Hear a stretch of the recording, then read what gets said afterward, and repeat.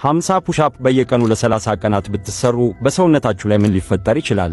የመጀመሪያው ቀን 25ኛው ላይ ስትደርሱ እጃችሁ መቃጠል ይጀምራል። ደረታችሁ ይኮማተራል፣ ትከሻችሁም ይንቀጠቀጣል። የመጨረሻዎቹን 10 ፑሻፖች በቃ በግድ ነው የምትሰሩት። 5ኛ ቀን ደረታችሁ ቀኑን ሙሉ ተወጥሮ ይውላል። የኋላ እጃችሁ ቅርጹ ይታያል፣ እንቅልፍም በደንብ ይወስዳችኋል። 10ኛ ቀን አሰራራችሁ ይስተካከላል፣ ሆዳችሁም በደንብ ይጠነክራል። ሳታስቡት ቀጥ ብላችሁ መሄድ ትጀምራላችሁ። 50 ፑሻፕ መስራት ካሁን በኋላ ትግል ሳይሆን ቀላል ይሆንላችኋል። 15ኛው ቀን ደረታችሁ ይበልጥ ይሞላል፣ ትከሻችሁም ይተልቃል፣ እጃችሁም እየጠነከረ ይሄዳል። ቲሸርት ስትለብሱ ራሱ ለውጡ ይታወቃችኋል። 21ኛ ቀን ጽናታችሁ ይጨምራል። ሳታቋርጡ 30 መስራት ትችላላችሁ። አተነፋፈሳችሁ የተረጋጋና እንቅስቃሴያችሁ ደግሞ ፈጣን ይሆናል። ከስፖርቱ በኋላም ሰውነታችሁ ቶሎ የማገገም አቅም ይኖረዋል። 30ኛው ቀን ከዛ በፊት ግን የዩቲዩብ ቻናሌን ሰብስክራይብ በማድረግ አበረታቱኝ። ሊንኩን ባዮ ላይ አስቀምጬላችኋለሁ።